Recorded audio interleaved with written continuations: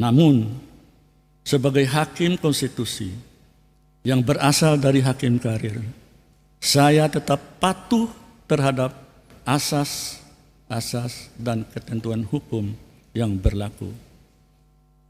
MK jadi, Mahkamah Keluarga, Anwar Usman, Tega.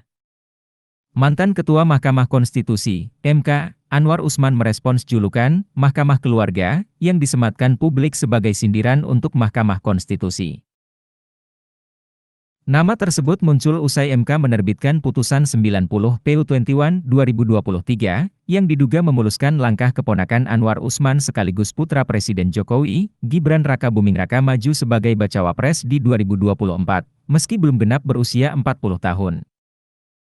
Anwar Usman menilai, tuduhan tersebut merupakan fitnah yang begitu tega. Anwar Usman meyakinkan, dirinya tidak pernah memutuskan suatu perkara di MK demi keuntungan pribadi maupun keluarganya. Penting untuk diketahui dan dipahami oleh seluruh masyarakat Indonesia bahwa saya adalah hakim konstitusi yang berasal dari Mahkamah Agung yang telah meniti karir sejak tahun 1985.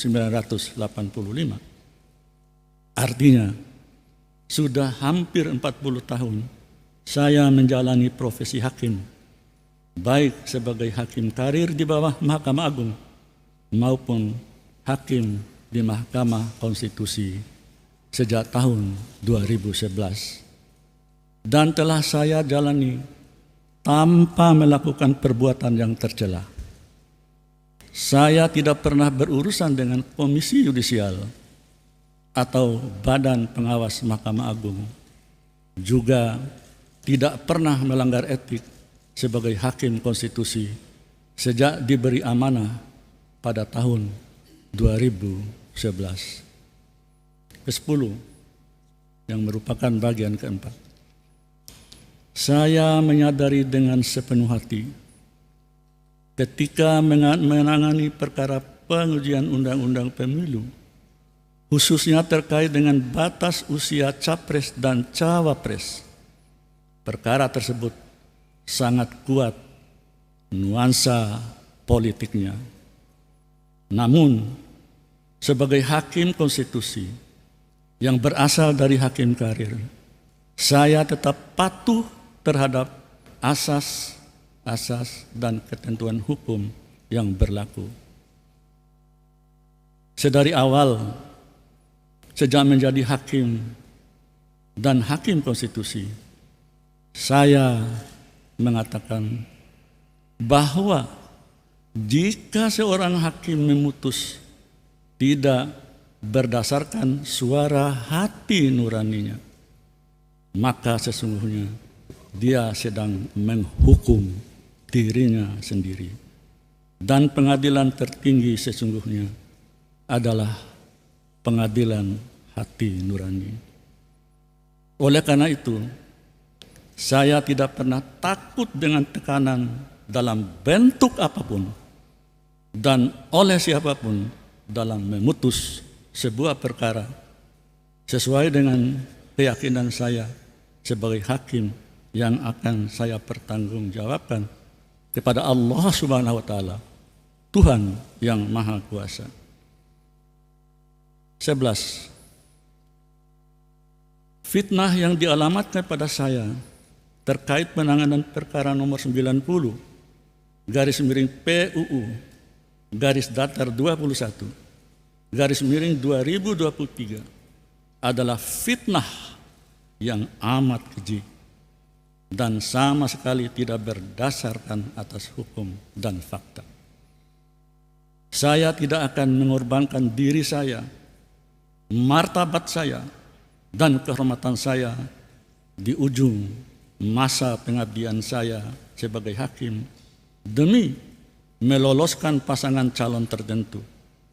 Lagi pula, perkara pengujian undang-undang hanya menyangkut norma, bukan kasus konkret, dan pengambilan putusannya pun bersifat kolektif kolegial oleh 9 orang hakim konstitusi, bukan oleh seorang ketua semata.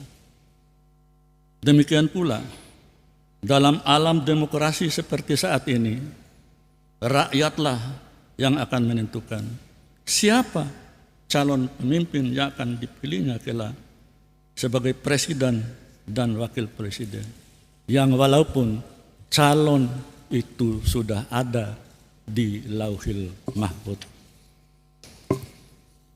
12. Dalam penanganan perkara nomor 90 garis miring PUU garis miring 21 garis miring 2023 sebagai hakim karir, saya tetap mematuhi asas dan norma yang berlaku di dalam memutus perkara dimaksud. Terkait dengan isu konflik kepentingan, ini tolong dicatat, conflict of interest, supaya tidak terjadi salah persepsi rekan-rekan wartawan maupun seluruh rakyat Indonesia. Saya ulangi,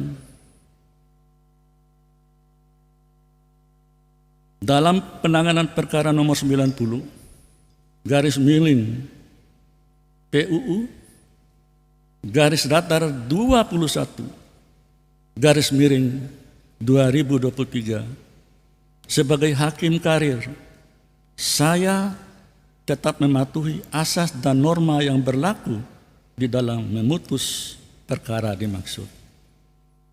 Download Tribun X sekarang, menghadirkan lokal menjadi Indonesia.